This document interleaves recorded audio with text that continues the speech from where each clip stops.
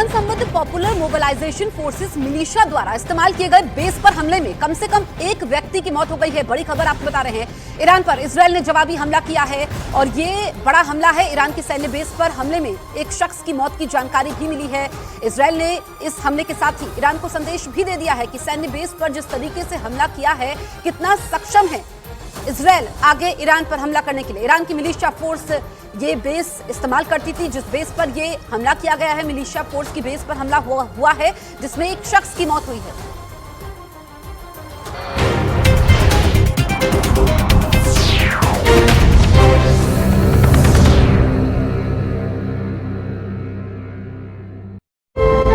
किसी तरह पुलिस ने दोनों पार्टियों के लोगों को वहां से अलग कर मामले को शांत कराया।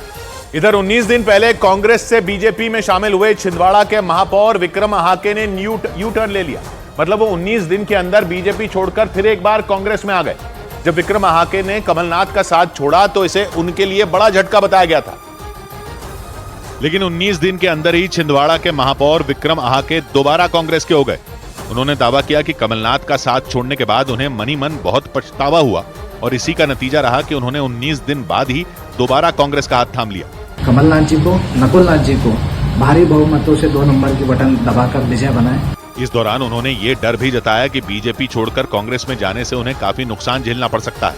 हालांकि 1 अप्रैल को जब उन्होंने बीजेपी की सदस्यता ली थी तो एमपी की हॉट सीट छिंदवाड़ा से बीजेपी के जीतने का उन्होंने दावा किया था। निश्चित तौर पर छिंदवाड़ा इस बार कमल का फूल खिलेगा। लेकिन ठीक वोटिंग वाले दिन महापौर विक्रम अहाके ने बीजेपी को झटका दे दिया। बीजेपी का अनुमान था कि आदिवासी समुदाय से आने वाले विक्रम अहाके की वजह से उसे छिंदवाड़ा में जबरदस्त फायदा हो सकता है। और दावा है कि इसी सियासी फायदे की उम्मीद में उसने विक्रम अहाके का स्वागत बड़े जोर शोर से किया था, क्योंकि इस बार कमलनाथ के किले यानी छिंदवाड़ा को फतेह करने के लिए बीजेपी ने अपने सारे घोड़े गोल दिए थे। और मुख्यमंत्री मोहन यादव ने तो इसे नाक की लड़ाई में बदल दिया था। अकेली छिंदवाड़ा लोकसभा सीट पर ही मध्य प्रदेश के मुख्यमंत्री मोहन यादव ने 5 रैलियां और सभाएं की। हर रैली में कमलनाथ और नकुलनाथ को उन्होंने निशाने पर भी लिया। वो कहते तपस्या नहीं समस्या कमलनाथ को है। यहाँ तक कि देश के गृह मंत्री अमित शाह ने भी छिंदवाड़ा को बीजेपी के पाले में लाने में अपनी पूरी ताकत झोंक दी थी। वहाँ वो चुनाव प्रचार खत्म होने से ठीक 1 दिन पहले पहुंचे थे। वहाँ पहुंचकर उन्होंने नकुलनाथ के बहाने कांग्रेस पर परिवारवाद को बढ़ावा देने का आरोप भी लगाया था।